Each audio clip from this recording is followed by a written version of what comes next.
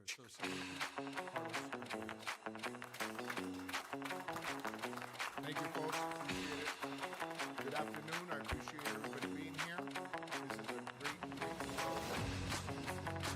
are about to see.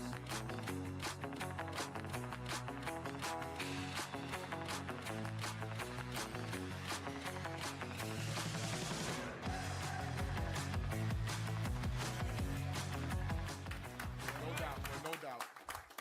Um, we have always supported good people who stand for the goodness of our community and our law enforcement. You always tell people it's the little things that make a big difference. We've been following the congressman for many, many, many years. And what we look for is consistency. He has never, ever veered away from what he believes in. He has always stood up in every debate and every news conference that I've seen him in, and I've seen you in a lot of them. Every time I see your face here, I always make sure that I turn up the volume and I listen. He has never veered away from the way he believes and what he thinks. When it was time to defund the police movement, and it was time to talk trash about the cops, and somehow minimize our way in the community, he stood up and said, no, no, no, no, no. By no means we're going to do that. In fact, we need to increase the police presence. We need to hire more police officers. We need to give them more money, because this is the way it is. In order for us to live the way that we live, we need the police officers out there patrolling and taking care of our families. And my mom, or I'm going to go a little bit back now, always said to the day she died, and it's a Spanish thing, so I'm going to say it in English, and I hope I don't mess it up. Tell me who you hang out with, and I'll tell you who you are. Con qué anda y te digo quién tú eres. Sorry, in Spanish, for those Spanish stations. And it's clear to say, if you look at this room, all these folks right here are the folks that we've always supported. We only pick winners. That's the way we roll. So at the end of the day, we pick folks who watch out, not only for the community like we do, but we also watch out for folks that watch out for the police and make sure that we are part of that community, because we are, all of us live within the community. We all voters, okay? We all have families. And at the end of the day, we are as much part of the community than anybody else is. And Congress Donalds, he knows that, he recognizes it, and he supports that, okay? And it shows, again, going back to what I said before, 41 out of 67 sheriffs support the congressman. That's a 61% in the state of Florida. That's a hell of a record. And it's because he's a hard worker. It's because he says what he stands for. And at the end of the day, I have no doubt that he's going to be an amazing, amazing governor. Okay, so folks, please make sure you go out and vote, and make sure that you get together with all your folks and all your family members, your abuelitas, your abuelos, your moms and dads, and tell them to go vote, because this is a very, very important election. So on behalf, without further ado, on behalf of the Hispanic Police Association, I am so happily to say we support you as governor at the great state of Florida.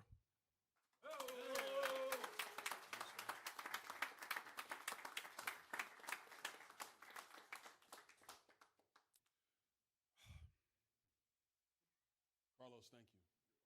To the Hispanic Police Officers Association, thank you. I really appreciate this. It is a high honor to have the endorsement from your organization.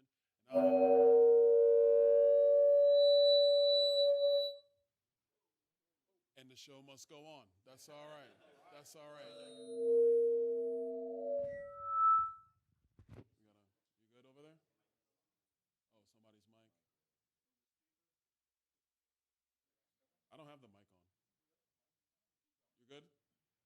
right, here we go. Let's roll it back. Carlos, thank you so much for your support. And from the Hispanic Police Officers Association, thank you for your endorsement. I don't take this endorsement lightly.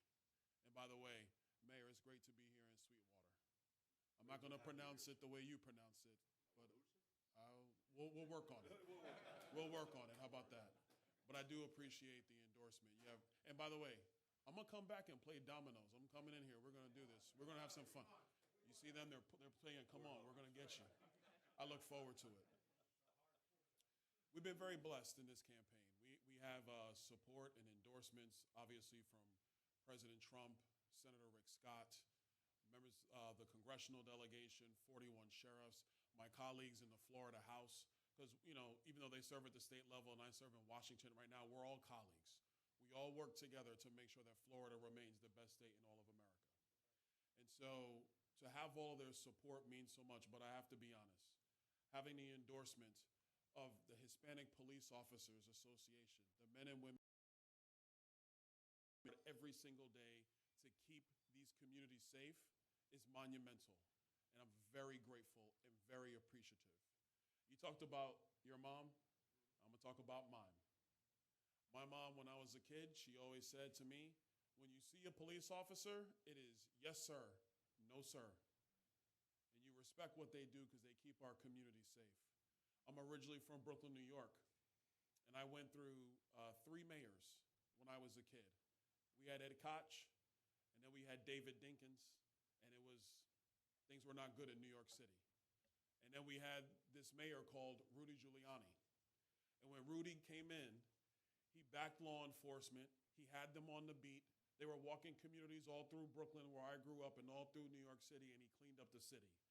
So I learned at a young age how critical our police officers are, because they are the thin blue line that keep all of us safe. So I want you guys to hear it directly from me. You will always have my support. Always. Always.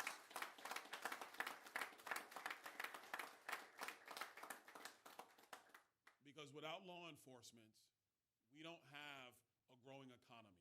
Without law enforcement, we don't have healthy families that are building success for themselves, that build a great Florida dream. Without law enforcement, we're in chaos just like every other blue city. And we see it in Chicago. We see it in Los Angeles. We see it in New York. We're not going to have that in the state of Florida. The reason why we've become the very best is because of the men and women in blue and supporting them every single day. And let's take a trip down memory lane, especially right here in Miami-Dade. When the Democrats ran this state and law enforcement was not getting the support that they needed, crime rates were high, streets were not safe, families were not safe. And since Republicans have been leading Florida, we have supported law enforcement every step of the way, and we have the safest cities in all of America. All of America. This is why people choose Florida, because they just want to know that their kids can go to school. They want to know that they can open up their business. They want to know they can enjoy a great quality of life, and they want to know that they're going to be safe doing it. So that standard that has been put into place by Governor Bush and Governor Scott and Governor DeSantis will remain the standard under Governor Donalds.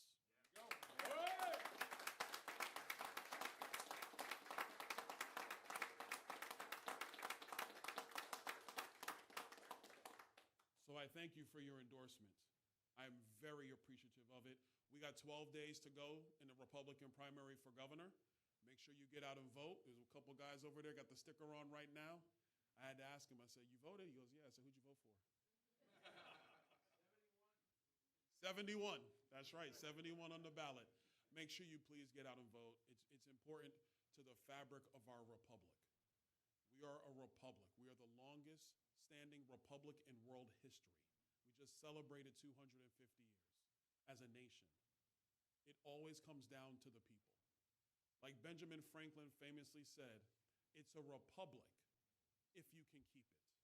And the way we keep it is by people getting out to vote. So please make sure you get out and vote, cast your ballots. If you're not sure where I am on the ballot, number 71. And I'd appreciate your support and your vote. Any questions?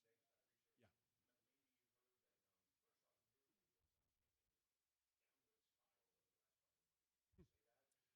Uh, it's been interesting. It's been interesting.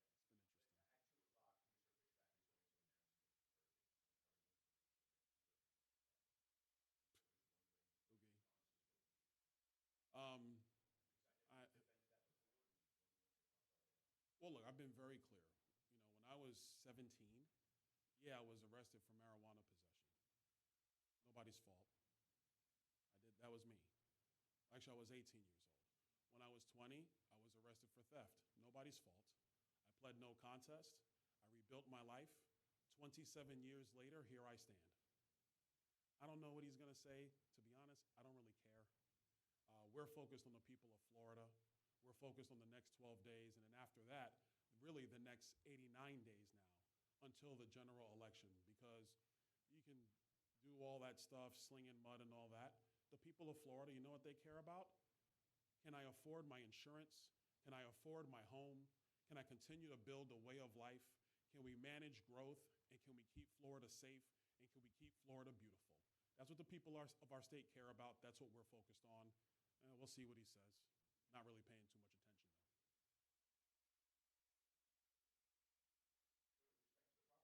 Sure. Yes.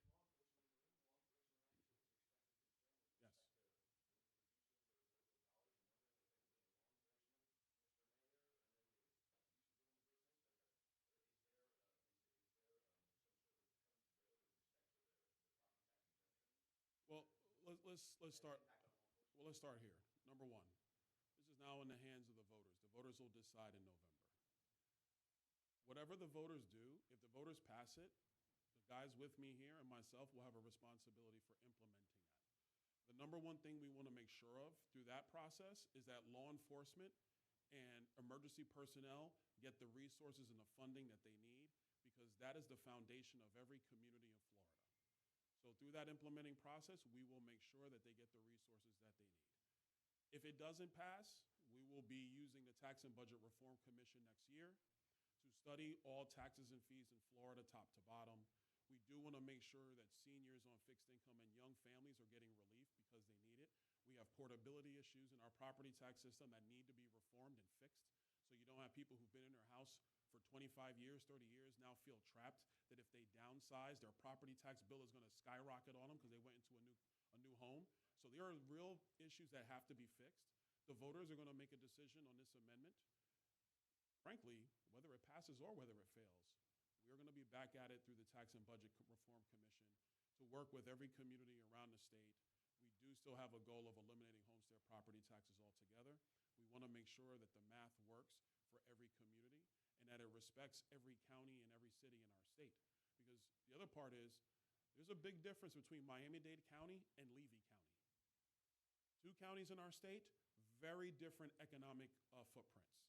So we want to make sure that as we continue this work on modernizing, reforming, and providing real relief to the people of Florida when it comes to property taxes and other fees, that we're mindful of large counties like Miami-Dade and very rural, fiscally constrained counties like Levy or Lafayette or Citrus. I was there yesterday, and other counties like that. I do. I support the increase, but I also make sure we're very clear. Law enforcement, emergency personnel, they are going to get their money first. Because if you don't do that, you don't have anything else.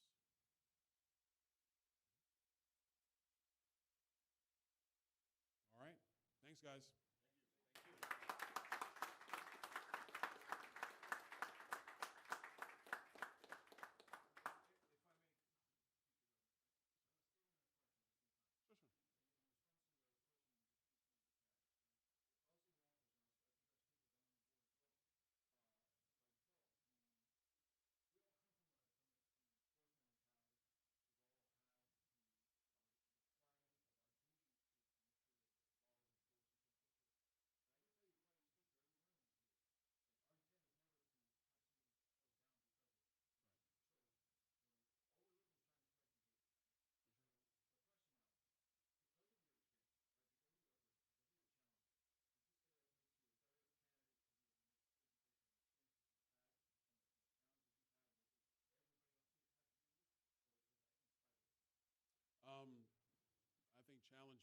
us all better.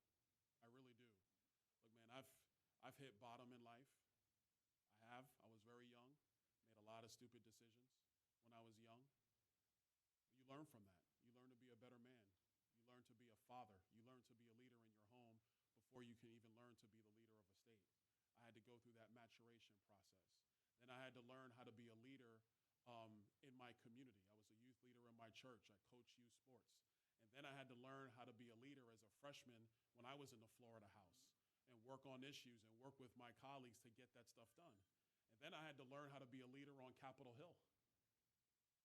And then taking that to, quite frankly, being a top surrogate for President Trump to help him get reelected to clean up this country, because Joe Biden was destroying America. He was destroying this place. Everything was going wrong. So I think that journey, that maturation, that journey prepares you now to lead Florida. So whether it's law enforcement, insurance, taxes, the education for our kids, the expansion of our economies, and how you put together and work with the guys in the legislature and the other cabinet officials, the CFO, the AG, and our ag commissioner, and working with all of them to make sure that we are focused on one thing, and that's not a 4-year term for a governor.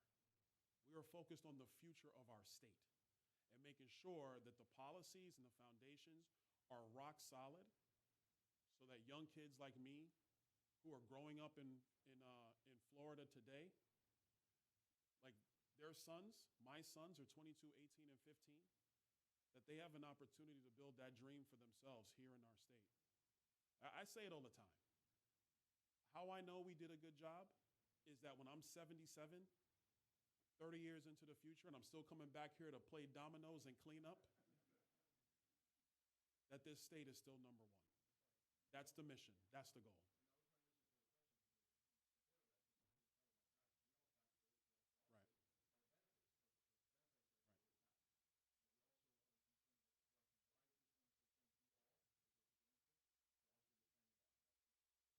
Of course. Absolutely. Absolutely.